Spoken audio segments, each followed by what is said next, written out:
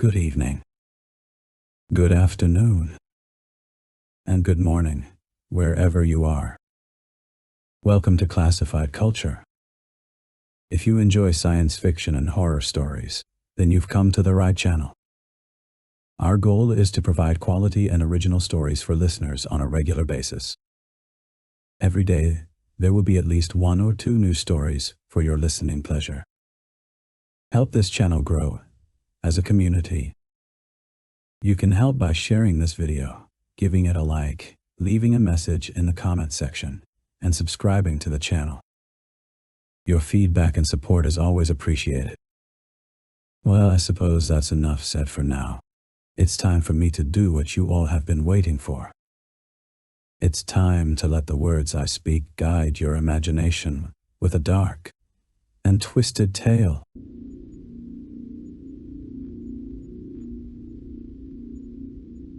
Thomas sat in his cold, fluorescent-lit shack, fingers dancing over switches and dials as he tuned into the static-filled void of the shortwave bands. Night after night, the same thing happened. A burst of Morse code, urgent and insistent, cut through the hiss like a knife through flesh. It wasn't meant for him. He knew that much. His call sign, Kthreetmeyer, wasn't echoed back in the spaces between transmissions. Yet, there it was again.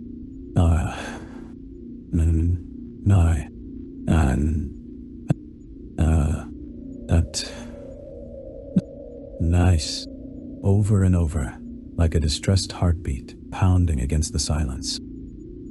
His skin prickled with unease as he listened, eyes scanning the text decoded by his ancient, faithful radio. Mayday. Water treatment facility. Need immediate assistance. The message repeated, cycling like a mantra from a madman's mouth. No one replied. Not even the station it was intended for, Knutr, hundreds of miles away in coastal Maine. Thomas tried reaching out, his own fingers tapping out.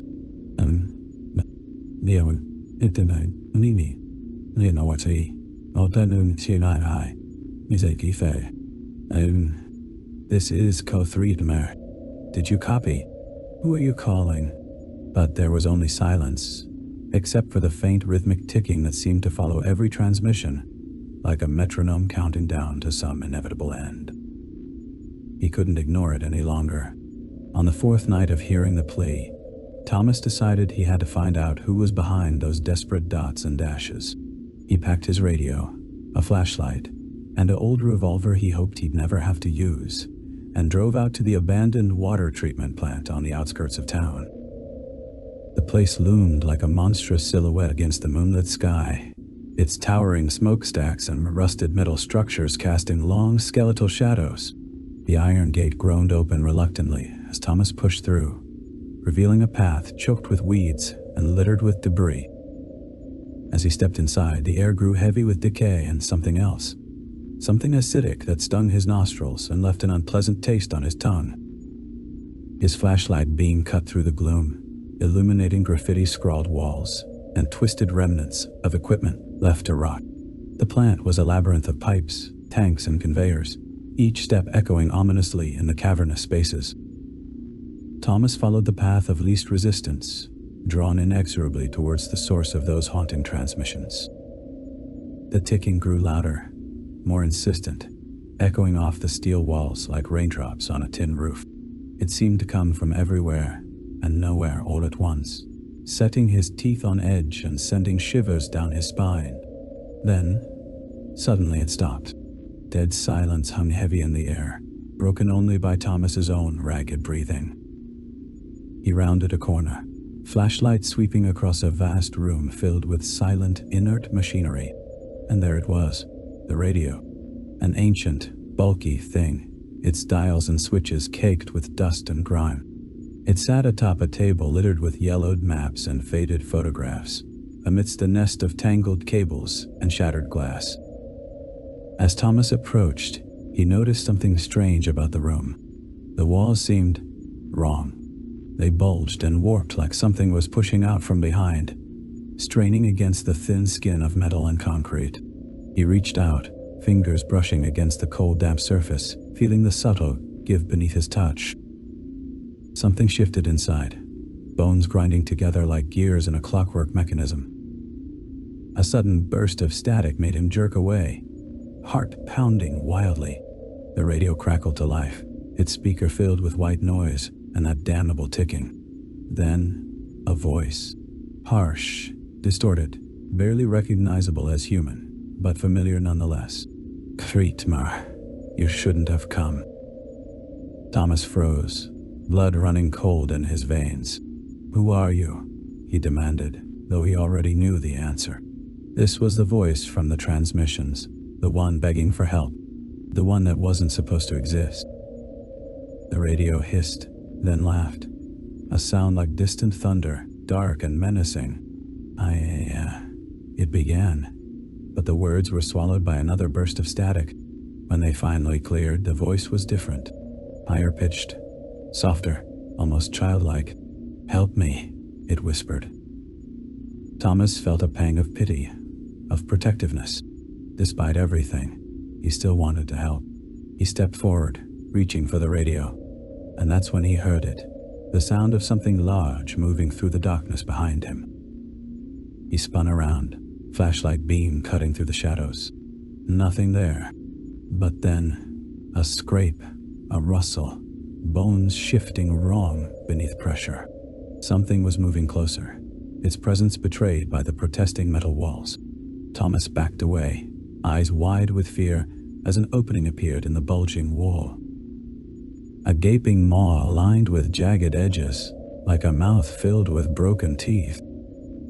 From within, a voice echoed, not the distorted one from the radio, but his own. Help me, it said again, now accompanied by the wet sound of chewing where no living mouth was visible. Thomas stumbled backwards, panic surging through him as he realized what was happening.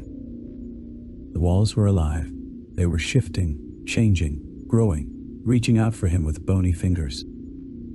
His foot caught on something, sending him sprawling to the ground. The flashlight skittered away, casting chaotic shadows across the writhing room.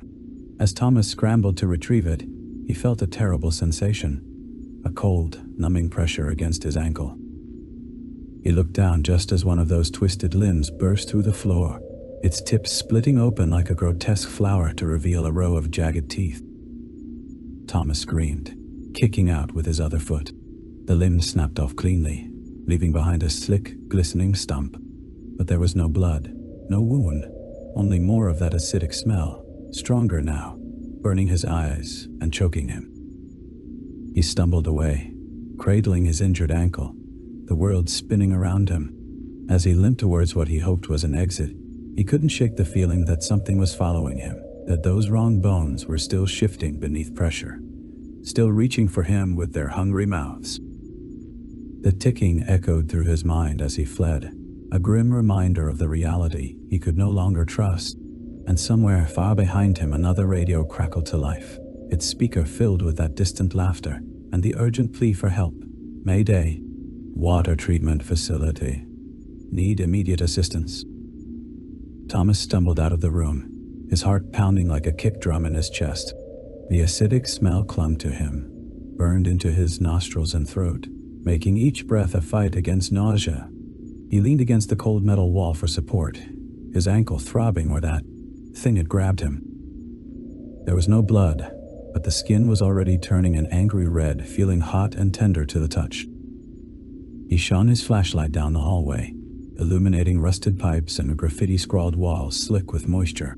The plant was a labyrinth, its corridors twisting and turning like the guts of some long-dead beast.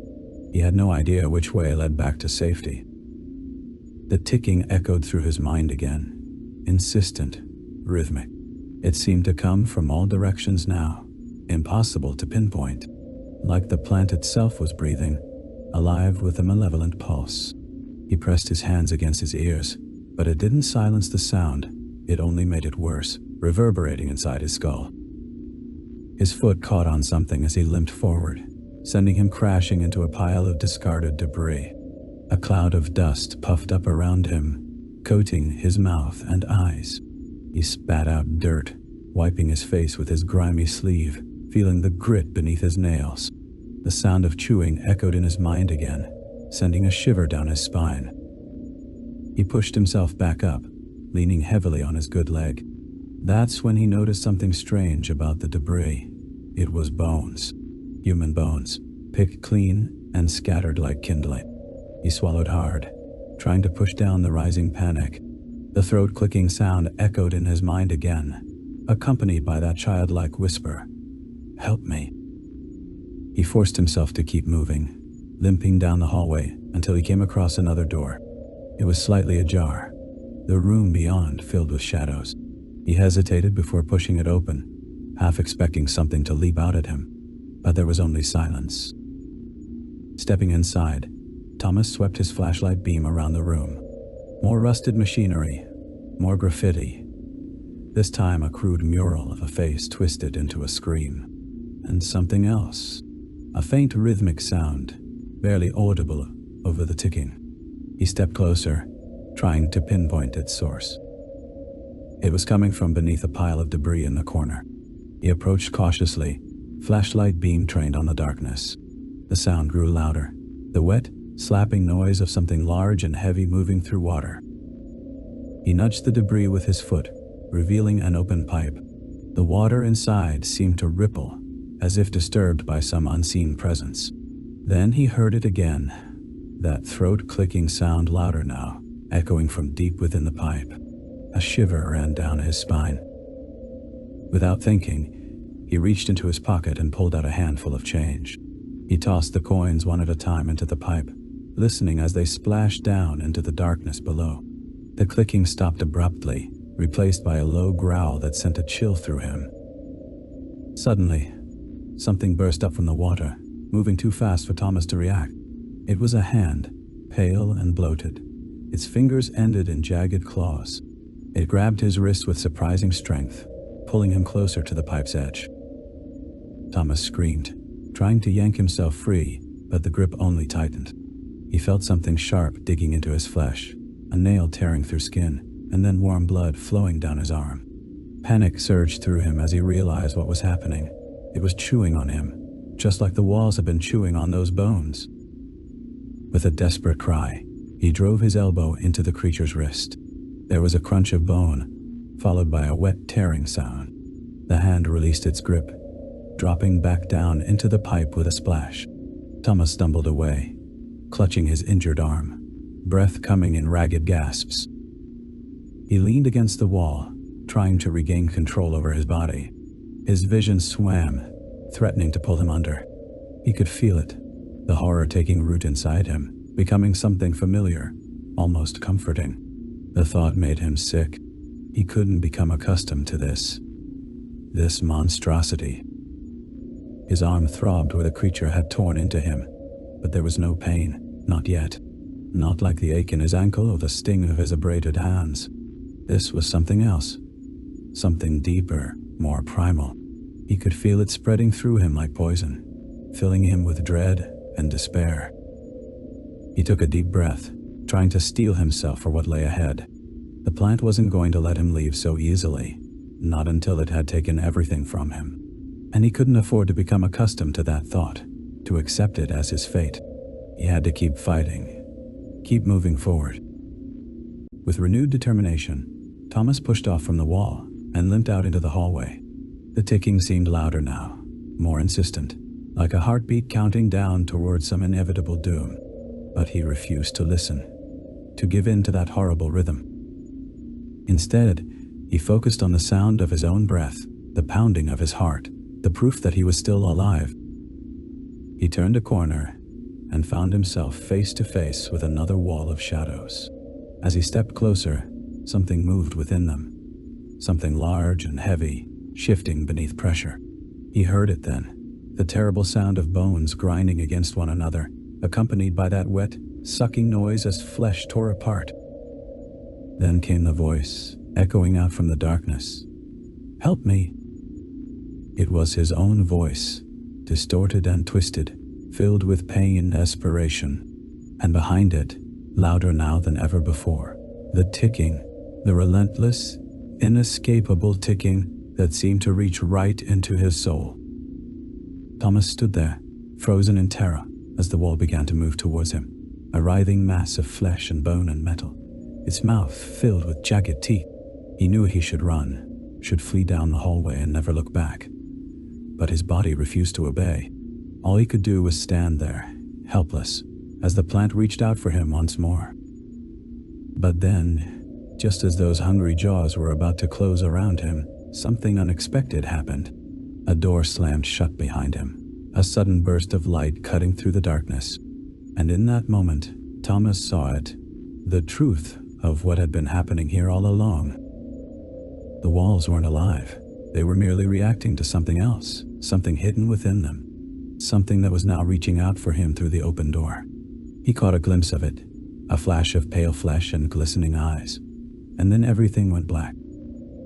When Thomas came to, he found himself back in the room with the radio, back where it had all begun. The radio sat before him on the table, its speakers filled with static. But beneath that hissing noise, he thought he could hear something else, the faint echo of his own voice saying, "Help me." He reached out tentatively, touching the dial with trembling fingers. As if in response, the static cleared briefly, long enough for... Thomas's hand hovered over the radio's power button for a moment longer before he flicked it on. The sudden hum of static filled the room, a stark contrast to the oppressive silence of the plant. He leaned in closer, listening intently as he slowly turned the tuning knob. "Hello?" His voice sounded foreign in his ears, echoing off the bare walls and mingling with the crackling static. "Anyone there?" He waited, heart pounding in his chest like a drumbeat calling out into the void. And then, faint but unmistakable, he heard it, a voice responding to his call. "Help me." It was barely audible, lost beneath layers of interference and distance. But it was there, proof that he wasn't alone in this forsaken place after all. Hope surged within him, banishing the darkness that had threatened to consume him just moments before. Thomas grabbed a pen and notepad from his bag, scribbling down frequencies as he tuned in to the signal's origin. It seemed to be coming from somewhere deep within the plant, a location he hadn't yet explored. He marked it on his crumpled map, tracing a route through the labyrinthine corridors that connected them. With renewed purpose, Thomas stood up and slung his bag over his shoulder. The radio's display cast an eerie glow across his face as he studied the map one last time, before folding it away. Then, clutching the device like a lifeline, he stepped back out into the gloom of the abandoned plant. The journey was fraught with tension. Every creak and groan of the ancient building set his nerves on edge. But Thomas pressed on, driven by curiosity and hope that he might finally connect with someone, a living soul who could guide him safely out of this nightmare. He followed his map through winding halls lined with pipes that dripped corrosion into stagnant puddles below. The acidic smell permeated the air, stinging his eyes and burning in his lungs with each ragged breath. Yet he barely noticed. His senses were tuned solely to the task at hand, to locating the source of that desperate plea for help. As he turned a corner, Thomas caught sight of something glinting in the dim light. He stepped closer, squinting at what appeared to be a small pile of debris against one wall. But as he reached out to touch it, his heart lurched into his throat. It wasn't debris at all. It was human remains. Bones jutted out from beneath tattered clothing, arranged in a manner that suggested they had been deliberately placed there. And amidst them lay something even more horrifying. A child's shoe, its tiny toe still visible through the grimy fabric. Thomas recoiled, his stomach churning at the sight. But before he could turn away, he heard it, a soft whisper carried on the fetid breeze. "Help me." It was the same voice from the radio, but now it seemed to come from all around him, from within the walls themselves. He spun in circles, trying to pinpoint its source, when suddenly a chill ran down his spine.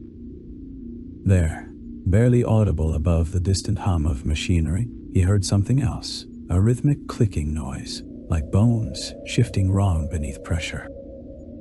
A shiver ran through Thomas's body, but he couldn't tear himself away from that horrible sound.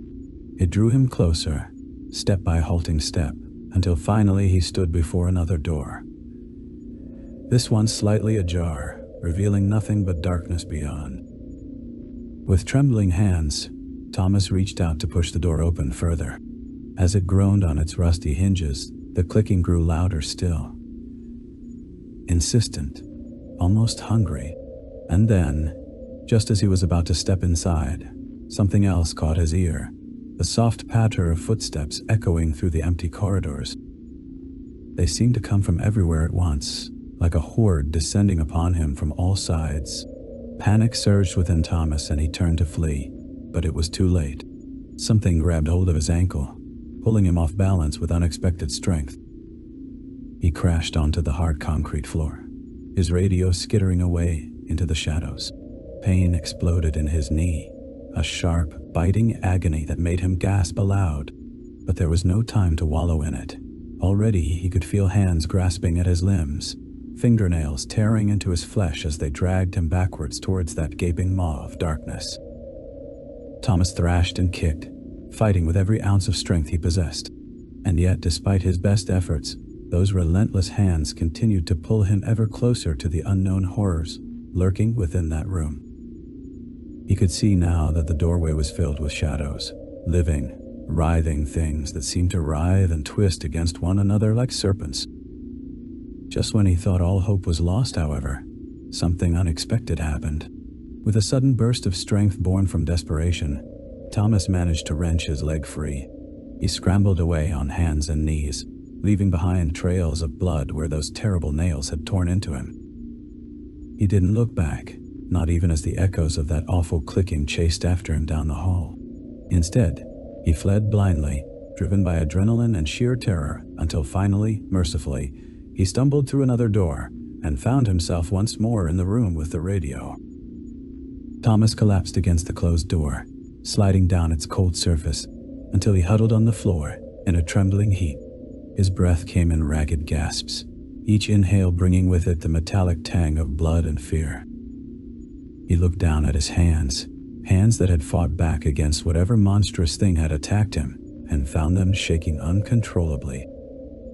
But there was something else too, a sensation that sent ice coursing through his veins. His fingernails, they were packed with dirt, each one torn and ragged as if they'd been clawing at something hard and unyielding, or perhaps at something soft, something alive. Revulsion washed over him, bile rising in his throat as he tried to scrub the filth from beneath his nails with shaking hands. But it was no use. No matter how much he scraped and picked, there it remained, a grim reminder of what had happened out there in those endless halls. And then, amidst the chaos of his own shattered nerves, Thomas heard something else. The faint whisper of that same desperate voice calling out to him once more. "Help me."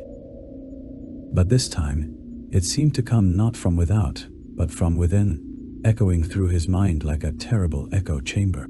He clapped his hands over his ears, trying vainly to silence that awful sound, but it was no use. It remained, insistent and unyielding, until finally he could stand it no more. With a cry born of sheer madness, Thomas lunged towards the radio, towards the source of that tormenting voice. But as his fingers closed around its familiar shape, something else caught his eye. A glint of metal lying half buried in the dirt beneath the table. He picked it up, turning it over in his hands to reveal an inscription etched into its surface, a name and a date now faded with age. Thomas's fingers trembled as he traced the faded inscription on the metal object, a name and a date now lost to time. He felt an inexplicable urge to pocket it, to keep it close like some talisman against the horrors lurking within these walls. But first, he had to face what lay beyond that door once more. He took a deep breath, steeling himself for what was to come.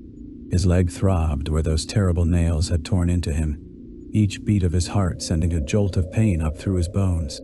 Yet despite the agony, there was something else too, a sensation he couldn't quite put his finger on. A feeling that gnawed at him from within, like tiny teeth chewing at the edges of his sanity. As he pushed himself to his feet, Thomas noticed something strange about the room. It seemed different somehow, as if the very air had shifted since his last visit. The sense of wrongness was palpable, setting his nerves on edge like static electricity before a storm. He limped towards the door, each step sending fresh waves of pain through him. But there was no time for weakness. Not now, not here. Not when that voice continued to call out to him, pulling him ever deeper into this nightmarish labyrinth.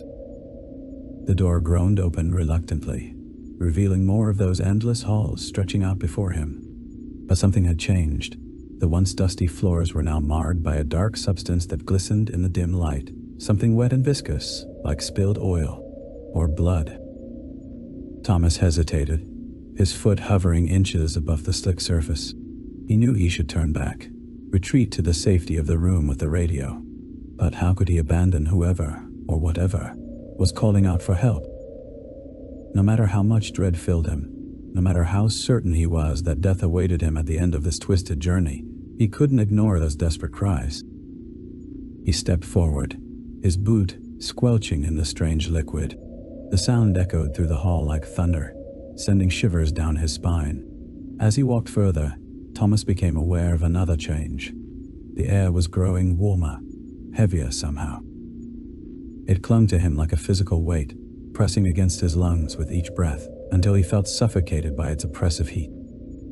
Sweat beaded on his forehead, trickling down into his eyes and stinging them raw. He blinked it away, wiping his sleeve across his face in a futile attempt to cool himself. But even that small movement sent waves of pain through him, reminding him all too vividly of the horrors he'd faced already. Still, he pressed on, driven by some innate sense of duty, or perhaps simply madness. For who else would continue forwards despite such overwhelming evidence of danger? Who else but a fool?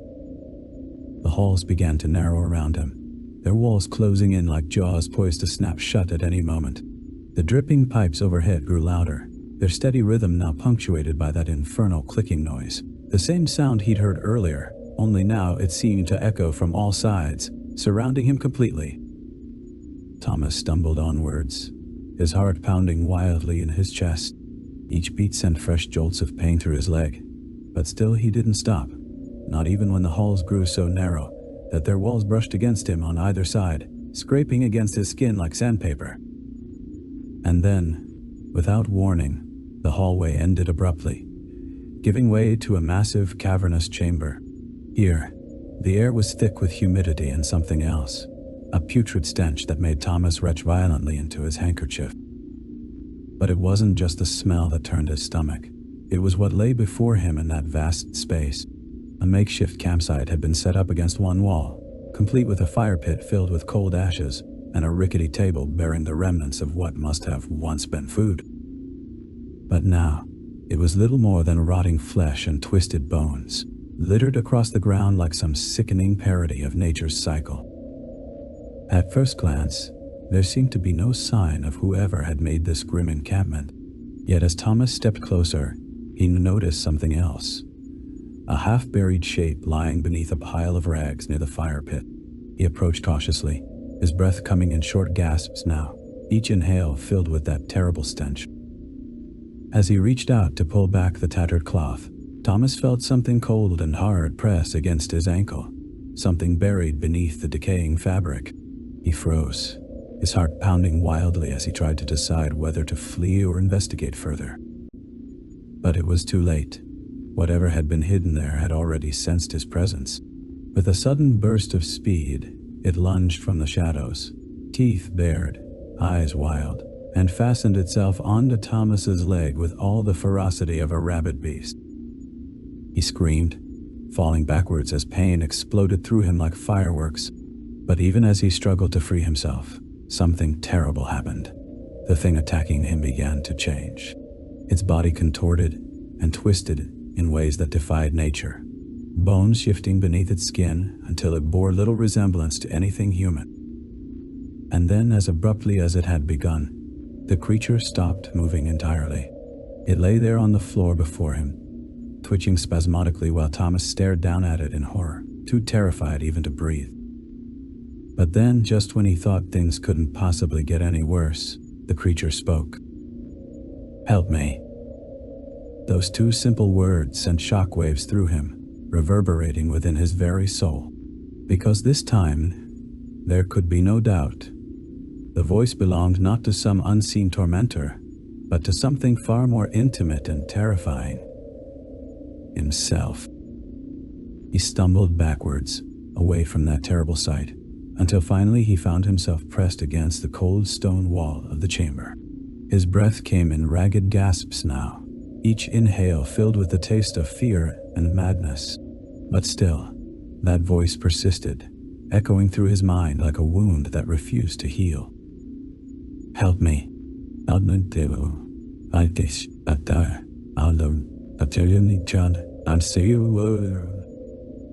Thomas clapped his hands over his ears, trying vainly to silence those awful words.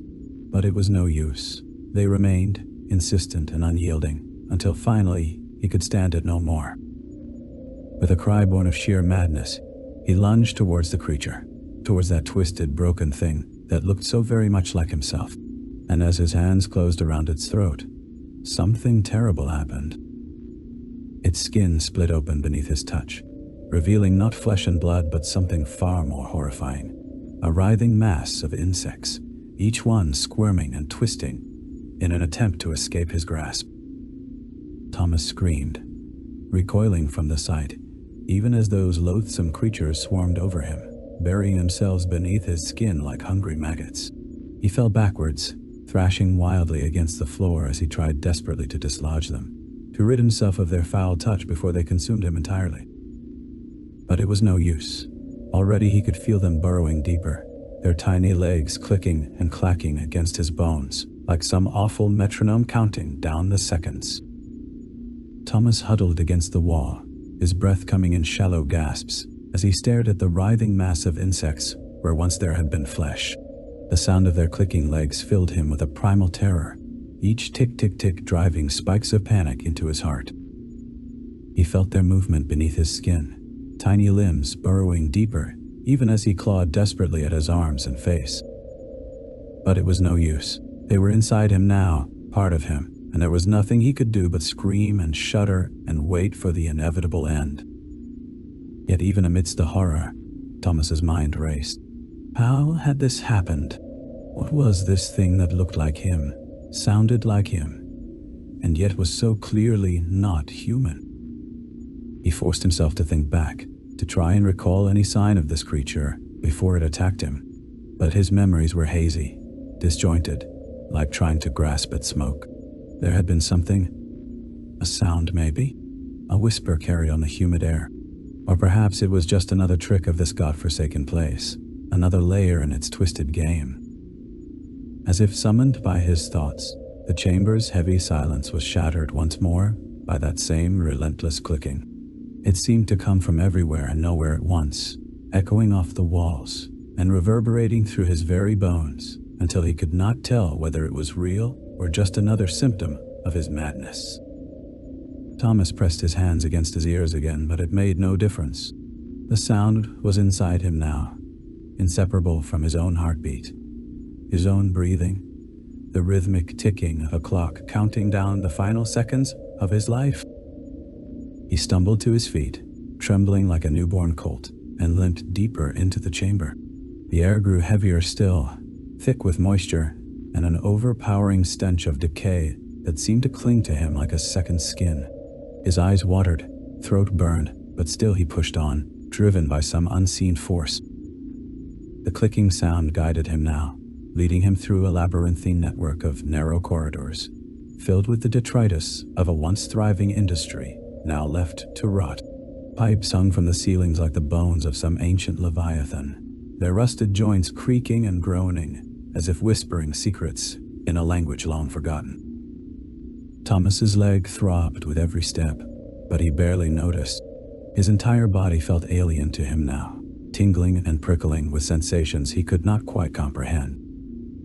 He felt wrong, changed somehow, but whether it was due to the insects still burrowing beneath his skin or some other transformation wrought by this hellish place, he could not say.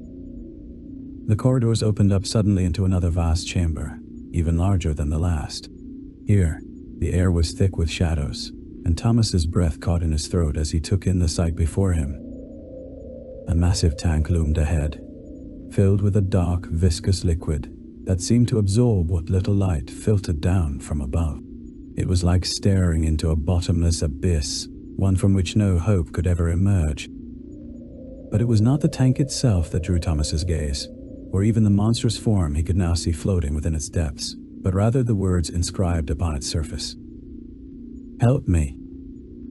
They were written in the same looping script as the metal object he still clutched tightly in his hand, each letter carved deep into the metal, as if by some unseen force determined to leave no doubt of their meaning. Thomas approached cautiously, his eyes never leaving those two simple words. They seemed to pulse with life, drawing him closer even as every fiber of his being screamed at him to run, to flee this place and never look back. But he could not. He was trapped here now, ensnared by some invisible web spun from his own madness and despair. And so, he moved towards the tank, drawn inevitably onward like a moth to flame. As he drew closer, Thomas saw that the figure floating within was not merely lifeless, but utterly grotesque. Its skin stretched taut over twisted bones, distended in places until it looked ready to burst. And yet, despite this, there was something familiar about it. Something that sent a shiver of revulsion down Thomas's spine. Because it looked like him. Not quite, perhaps. Not enough for anyone else to recognize, but close enough that he knew beyond doubt who it was meant to be. Or rather, what? He reached out tentative fingers, tracing the letters carved into the tank's surface. They felt rough beneath his touch, cold and hard as if frozen in time, or maybe frozen by something far worse than mere temperature. And then, as suddenly as it had begun, the clicking sound stopped entirely. Silence descended like a shroud, heavy and oppressive, suffocating him with its very absence. Thomas stood there, paralyzed, his heart pounding so loud he thought surely it must wake whatever was buried within those dark depths. But nothing happened. No monster rose from the tank to drag him down into its icy embrace. Instead, something far more terrifying occurred. The figure began to speak. Its lips moved silently beneath the surface of the water, forming words that seemed to echo directly into Thomas's mind rather than through his ears. And though he tried desperately to block them out, to plug his fingers into his ears and scream until his throat bled, he could not silence those terrible voices. "Help me, Otunno. Help me, Mr. Nago. Help me,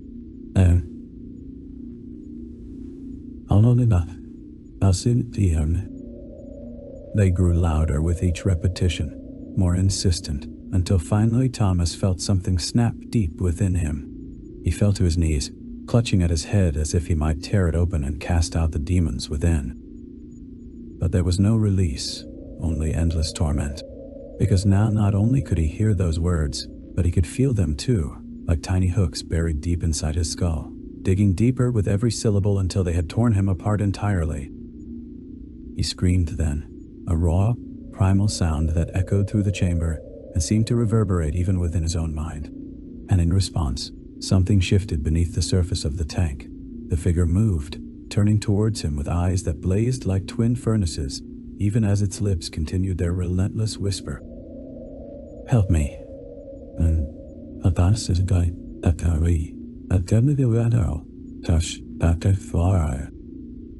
Thomas stumbled backwards, away from that terrible sight, until finally he found himself pressed against the cold stone wall once more. His breath came in ragged gasps now, each inhale filled with the taste of fear and madness. But still, those words persisted. "Help me."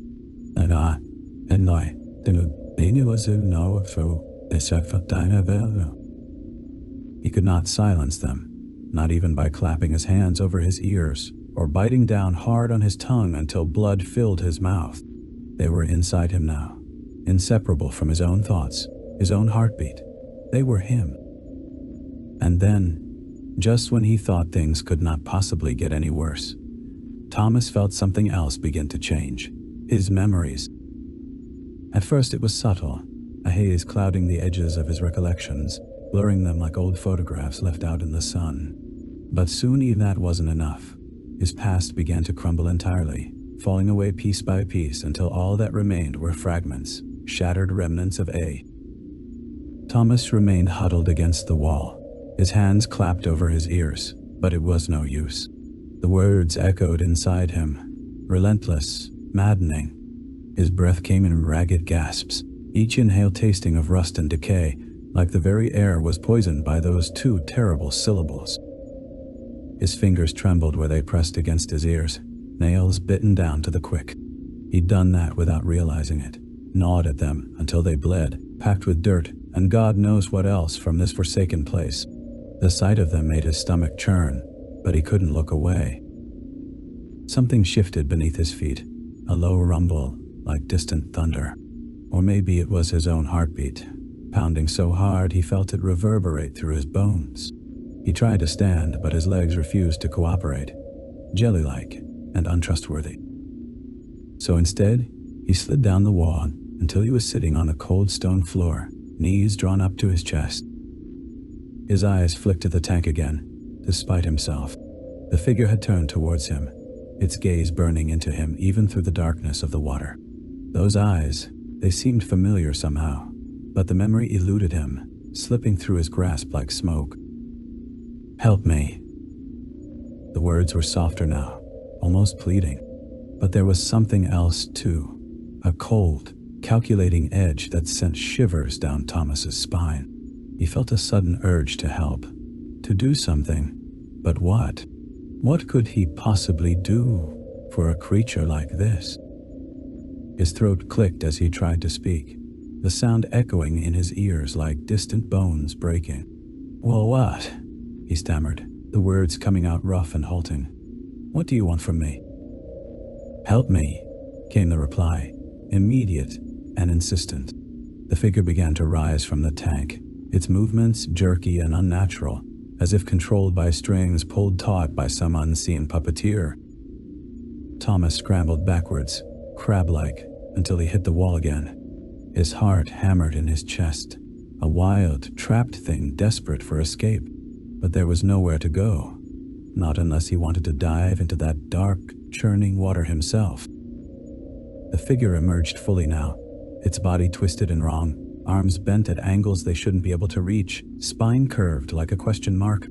It took a step towards him, then another, each one accompanied by a wet clicking sound that seemed to come from deep within its bones. Thomas felt bile rise in his throat as he realized what was happening. The creature was mimicking him, copying his movements with uncanny precision. But there was no humanity in those jerky motions, not even when it copied the way Thomas had hugged his knees to his chest, or how he'd pressed himself against the wall as if trying to merge with the stone itself. Its eyes never left him, burning into him like twin brands. They were familiar somehow, the shape of them maybe, or the intensity behind their gaze. But again memory eluded him, slipping through his grasp like sand through a sieve. "Help me," it whispered again, and this time Thomas felt something snap deep inside him. A wellspring of terror burst forth, drowning out everything else. Fear, panic, disbelief, even pain. He screamed, a raw primal sound that echoed off the chamber walls and seemed to shake the very foundations of the plant itself. But still, the creature came on, relentless and inevitable as death. It was close now, close enough that Thomas could see the individual strands of slime connecting its body to the water, could smell the sickly sweet stench of decay arising from it like heat haze. He gagged, his stomach heaving violently at the sight and smell of it, but there was nothing left inside him, not after all these weeks of hunger and fear, to bring up. Instead, he retched dry heaves, his body racked with spasms that made him feel like a marionette whose strings had been cut.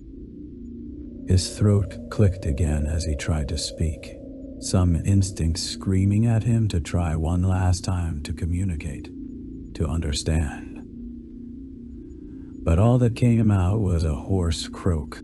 "Help me," the creature whispered back, its voice echoing inside his mind, even though its lips didn't move. And then, just like that, everything changed. Thomas felt something shift deep within himself. A subtle realignment of memories and perceptions that left him feeling disjointed, disorientated. His vision swam, colors bleeding into one another, until they were nothing but a chaotic, abstract mess. When his sight finally cleared, he found himself looking up at the creature from a new perspective, one that felt strangely familiar. Its eyes blazed down at him, burning with an intensity that seemed almost sad? No, not sad. Hungry. Thomas's breath hitched in his throat as realization dawned. This was how it had seen him all along. Not as a man, a person, but as prey.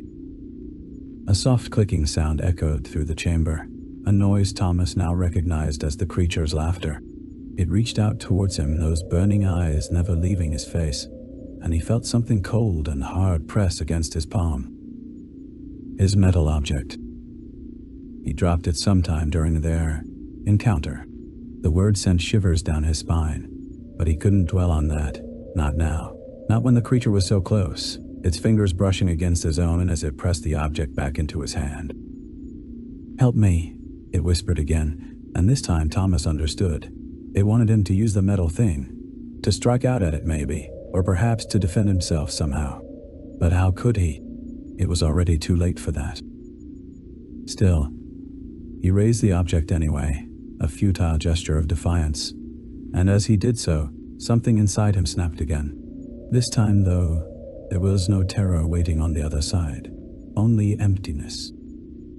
Numbness spread through him like ice, freezing his thoughts and feelings alike, until all he felt was a distant sort of detachment, as if he were watching someone else's life unfold before him, rather than living it himself. The creature stepped back then, its eyes never leaving Thomas's face. And in that moment of stillness, with no distractions to cloud his mind or senses, Thomas finally understood. This wasn't about helping at all. It was about being helped, about being used. Because whatever lived inside that tank, or maybe it was the tank itself, maybe they were one and the same, it needed something from him. Something vital and crucial, without which it couldn't survive. And now, with his memories shattered and his senses dulled by fear, there was nothing left to do but comply. "Help me," came the final whisper, soft as a sigh. But this time Thomas didn't hear it with his ears so much as feel it deep within himself, like the first faint stirrings of some long-forgotten pain beginning to awaken once more. He stood slowly, his movements stiff and jerky, as if someone else were controlling them now. But when he looked down at his hands, the ones holding that, Thomas's breath came in short, ragged gasps as he clung to the metal object like a lifeline. The creature had retreated back into its tank, sinking beneath the surface until only those burning eyes remained, watching him with an intensity that felt almost pitying. No, not quite. More like anticipation. His legs trembled as he turned away, stumbling blindly through the darkness of the treatment plant. The air was thick with dust and the lingering scent of decay, each breath burning his lungs like fire. He could hear his own heartbeat pounding in his ears, a steady drumbeat of terror that seemed to echo off the cold, unyielding walls around him. He moved as silently as he could, his footsteps swallowed by the vast emptiness of the plant. But even so, every sound seemed amplified. A distant drip of water, the creaking of metal under pressure, the faint whisper of unseen currents in the air. Each one sent a fresh jolt of fear coursing through him, setting his nerves alight with adrenaline. He didn't know where he was going, only that he had to keep moving, away from the creature, away from its burning eyes and their terrible hunger, away from himself too, from the hollow emptiness inside him that echoed with its whispered commands. "Help me!" The corridors twisted and turned, a labyrinthine nightmare that seemed designed to confuse and trap him. Shadows loomed large and threatening, taking on monstrous shapes in his terror-addled mind. He felt like he was being watched, not just by the creature, but by something else too. Something ancient and malicious that lurked just beyond the edge of sight, relishing his fear. His skin prickled with sweat, despite the chill of the air around him. It felt wrong, too slick, too smooth, and as he wiped a hand across his forehead, he realized why. It was caked in dirt and grime, like something had been digging at him from within. But there were no wounds, not yet. His nails were still packed with dirt, but his skin remained intact, unmarred by any visible injury. For now, anyway. He couldn't shake the feeling that something was shifting inside him, bones grinding against one another as they moved in ways they weren't meant to. The thought made him want to retch. He rounded a corner and found himself face to face with a door. It was old and rusted, its handle long since broken off, but there was something about it, something familiar that made his heart seize in his chest. He reached out tentative fingers, tracing the patterns of rust on its surface until he found what he was looking for, an inscription etched deep into the metal. His own name. Or rather, not quite his own. The letters were right. Thomas, but something was off about them. They seemed wrong, twisted somehow, like they'd been written by someone who'd seen the name but never learned to write it properly. He couldn't remember ever seeing this door before, yet here it was bearing his name like a grim welcome mat. And behind it, what waited for him there? There was only one way to find out. He took a deep breath, tasting something foul and rotten on the back of his tongue, and pushed against the door with all his strength. It didn't budge. Panic surged through him, hot and electric, as he threw himself against the door again and again. It was no use. It might as well have been made of solid steel for all the good his efforts did. His breath came in ragged gasps now, each one burning his lungs like fire, and still the door refused to yield. Despair threatened to swamp him then, drowning out even the dull ache of terror that had become his constant companion. He slid down the face of the door, his back pressed against its cold, unyielding surface, and let out a shuddering breath. And then he heard it, footsteps echoing through the darkness behind him. They were slow and steady, each one measured and deliberate, like a metronome ticking away the seconds until some inevitable fate. His heart leapt into his throat as he recognized them.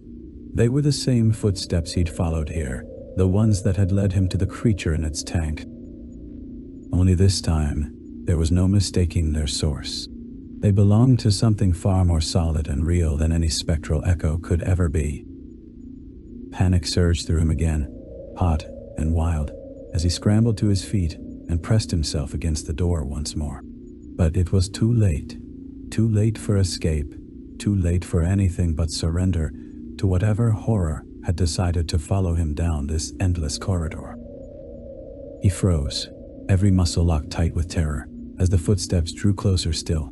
He could feel them now, vibrating through the soles of his shoes like some grim percussion accompaniment to his racing heart. They were close, so close that he could almost feel their presence breathing down the back of his neck, cold and damp against his skin.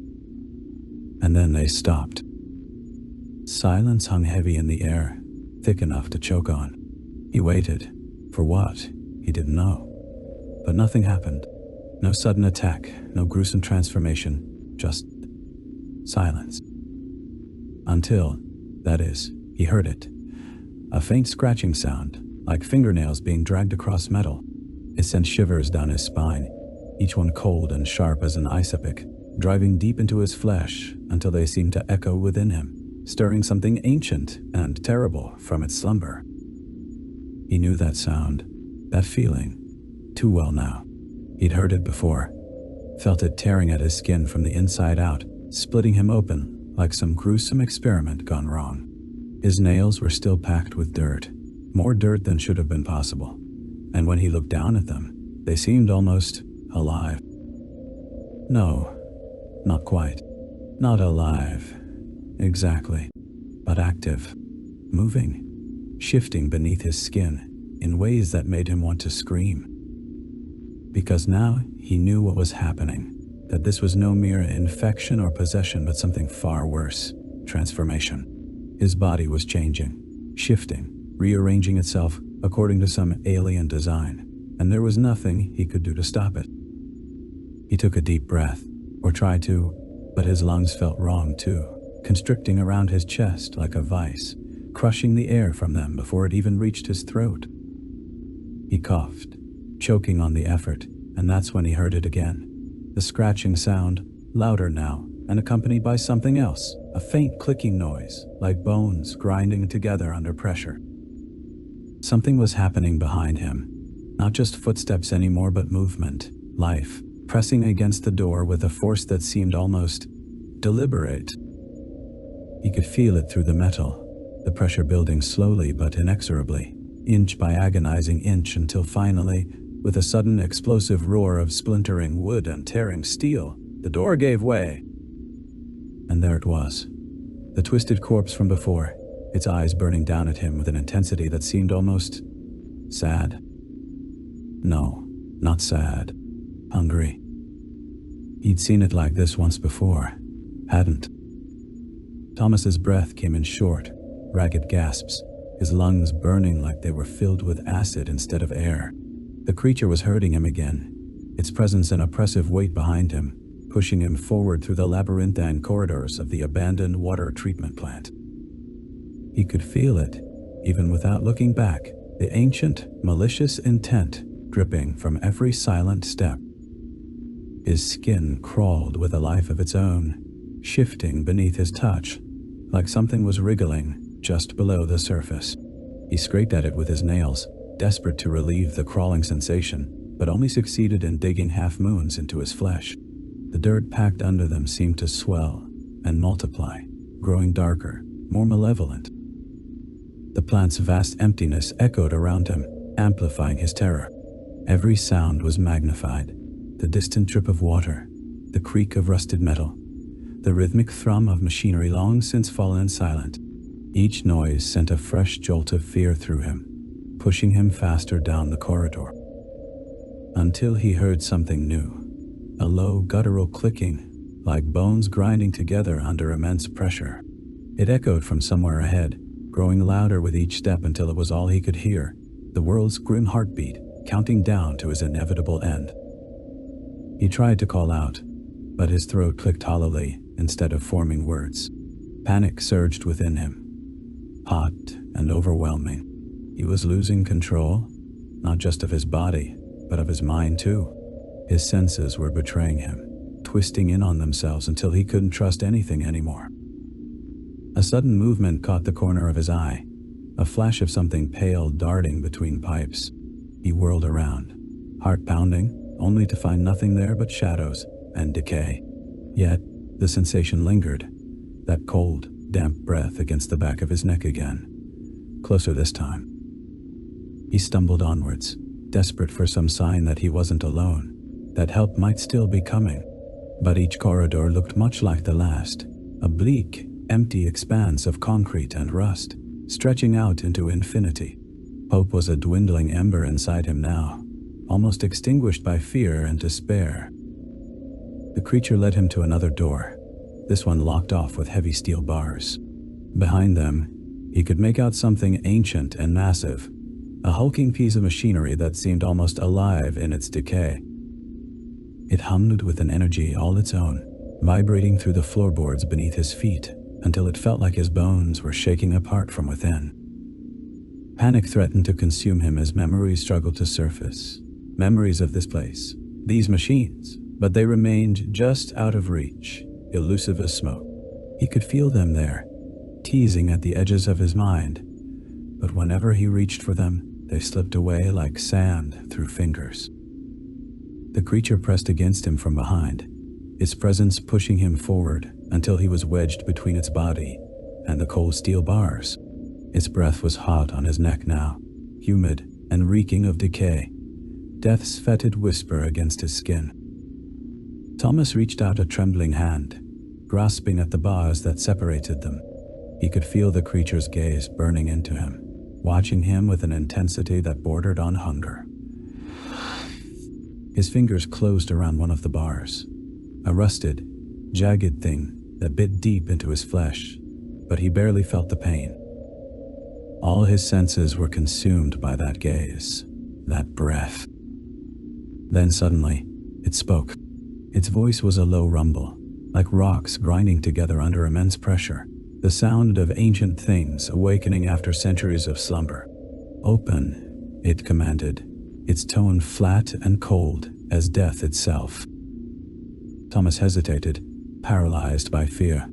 He knew what would happen if he opened that door. Knew with absolute certainty that there was no way out, no escape once those machines began their cycle again. Yet, he also knew that refusing would mean certain death. The creature's claws tearing into him from behind, his flesh ripping apart like wet paper. He took a deep breath, a breath that clicked hollowly in his throat, and reached for the door. His fingers closed around the handle, slick with grease and grime, and tugged. It didn't budge at first, stuck fast by years of disuse, but then with a sudden groan of metal protesting against rust, it began to open. Beyond lay darkness, a yawning abyss that seemed to swallow all light and sound, leaving nothing but an infinite void. Fear gripped him like a physical force, rooting him in place as the creature pushed him forward into that gaping maw. This was it, the final descent, the point of no return. He could feel it resonating through every fiber of his being, the knowledge that there was no way back now, no escape from whatever horrors lay waiting for him within those ancient machines. His breath caught in his throat, a harsh, rattling sound that echoed loudly against the cold stone walls. He wanted to scream, to fight, to run, but all he could do was stand there, frozen by terror and dread anticipation, as darkness claimed him entirely. But still, something inside him whispered defiance, rebellion against the inevitable. And so, with one last surge of desperation, Thomas threw himself forward into the abyss, determined not to go down without a fight. Thomas braced himself as the creature pressed against his back, forcing him through the doorway into the heart of the plant's machinery room. The darkness was absolute, an abyss that seemed to swallow everything, his sight, his hearing, even his sense of self. But he could feel it, the cold, oily machinery all around him, humming with malevolent energy like some ancient beast preparing to awaken. His hands scrabbled against the wall, fingers clawing at the rough concrete in search of something solid, familiar. They found only dirt and grime, packing beneath his nails until they tore painfully away from his flesh. He ignored the agony, focusing instead on the sudden flare of light behind him, the creature's eyes burning like twin lanterns in the gloom. It pushed him forward again, towards a massive wheezing machine that loomed before them like a monstrous shadow. Its gears ground slowly into motion, the sound echoing through Thomas's bones with a sickening resonance, wrongness personified.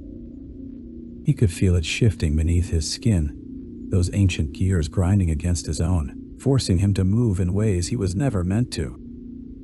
Panic surged within him, raw and primal, fueled by an instinctive terror of being consumed by that machine's insatiable hunger. With a fierce cry, he wrenched himself free from the creature's grip and lunged at it, driven by desperation and rage.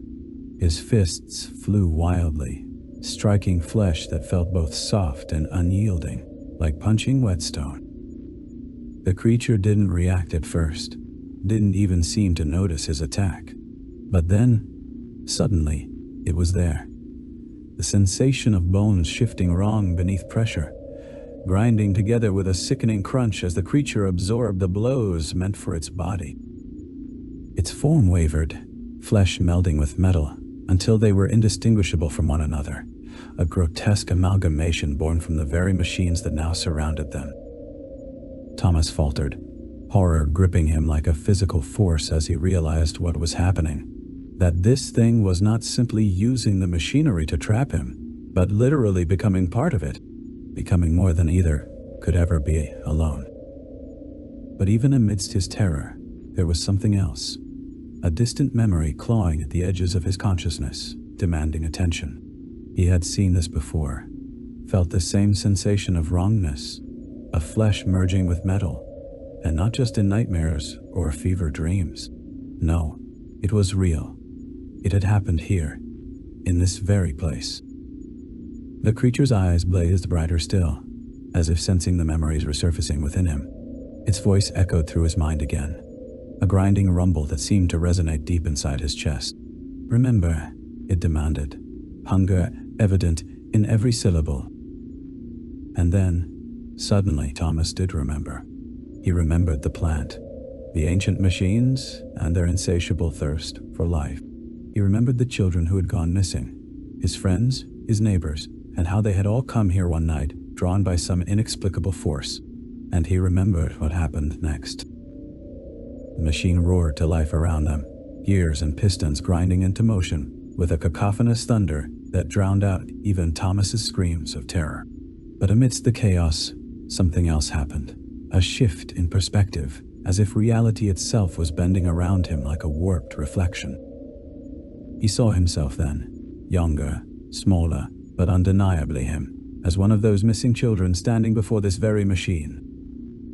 He watched as his younger self reached out tentative fingers towards the same control panel now looming before him, a panel filled with ancient switches and dials, each one marked with symbols that seemed to burn into his eyes. And then, without warning, everything went dark. Blackness consumed him utterly, the kind of void that exists only in dreams or nightmares. And when light returned at last, it was accompanied by a sound unlike any other, the wet crunch of flesh being torn apart by unseen hands. Thomas stumbled back from the creature, his mind reeling with memories he couldn't quite comprehend, memories of horror and violence so profound they threatened to overwhelm him completely. But even amidst that chaos, one thing became clear. This wasn't simply about survival anymore. Not for him, not for anyone who had ever set foot within these accursed walls. This was about atonement, the chance to confront the sins of his past and make things right again. And so, with a final surge of defiance, he lunged at the creature once more. Fingernails torn and bloody, bones grinding together in agony beneath its skin, and drove them both towards the heart of that ancient machine. Its gears spun faster now, driven by some unseen force, their hunger for flesh insatiable. Thomas could feel it pulling him closer still, could sense the cold metal jaws waiting eagerly to consume them whole. But even as terror gripped his heart like a vice, there was something else, an odd sense of calm, of acceptance. This was where he belonged. This was where it all ended. The boy who had once played among these ancient machines and lived to tell the tale. And perhaps, if luck were on his side, this would also be where justice found its way at last. Their final struggle took them deep into the machine's maw, a labyrinth of gears and pistons designed not merely to grind bone but to crush souls entirely. Yet even amidst that churning nightmare, Thomas refused to give up, not until he had dealt his enemy one last blow, the only thing it truly feared. With a roar born from somewhere deeper than mere lungs could reach, he drove his fist into the creature's chest, right where its heart should have been, and felt something give way beneath his touch. Something ancient and terrible shattered like glass, letting out a scream that echoed through every bone in Thomas's body, until there was nothing left but silence. But even then, even amidst the wreckage of their shared destruction, Thomas couldn't quite believe it, that this could truly be the end, that he had finally vanquished his tormentor. For though the creature lay still before him now, its form dissolving back into metal and flesh, the machine itself remained very much alive. Its gears ground on relentlessly, a grinding symphony that seemed to mock him. Thomas collapsed onto the cold, oily floor, his breath ragged and raw, like shards of glass in his throat. Each inhalation was a battle, each exhalation a victory, until the next gasping lungful of air burned its way down into his chest. He could feel something wet trickling from his nose, his ears, even his eyes. It took him a moment to realize that he was crying, not with fear or pain, now, but with relief. But there was no time for such luxuries. Not yet. Not while the machine still ground on around him, a relentless, mechanical heartbeat that seemed determined to outlast them both. Thomas pushed himself up onto unsteady feet, swaying like a drunkard as he tried to make sense of his surroundings. The creature had dissolved entirely now, its remnants absorbed back into the machinery, leaving behind nothing but echoes and memories. Yet even amidst that eerie silence, something felt wrong, off-kilter, like the world itself was holding its breath, waiting for him to take one false step too many before exhaling once more with a vengeance. Thomas limped towards the exit, each step an agony of torn flesh and shattered bone. His body felt like it had been put through a grinder, every muscle screaming in protest, every joint aching with the remembered violence of their struggle. Yet even as pain threatened to overwhelm him, something else gnawed at the edges of his mind, a growing unease that refused to be silenced.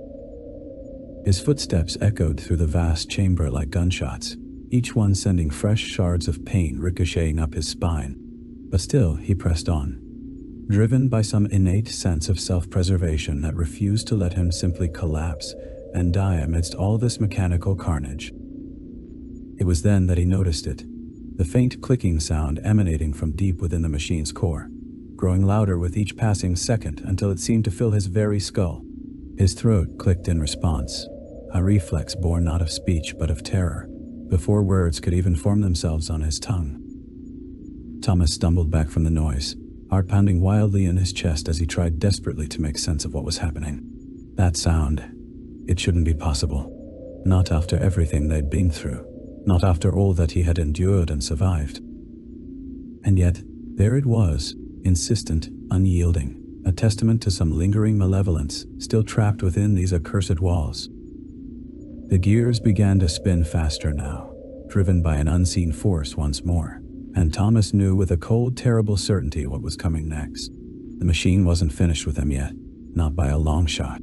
It had only been playing with them all along, the better to lure him back here into its grasp. He turned to run, to flee this place and never look back.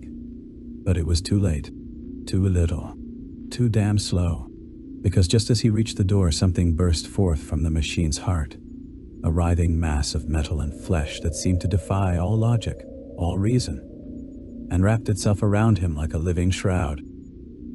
Thomas screamed then, screamed until his throat was raw and bleeding, until there was nothing left inside him but echoes. But even as darkness claimed him at last, he knew one thing for certain. This time, there would be no escape, not from the machine, not from this hunger, not from the sins of their shared past.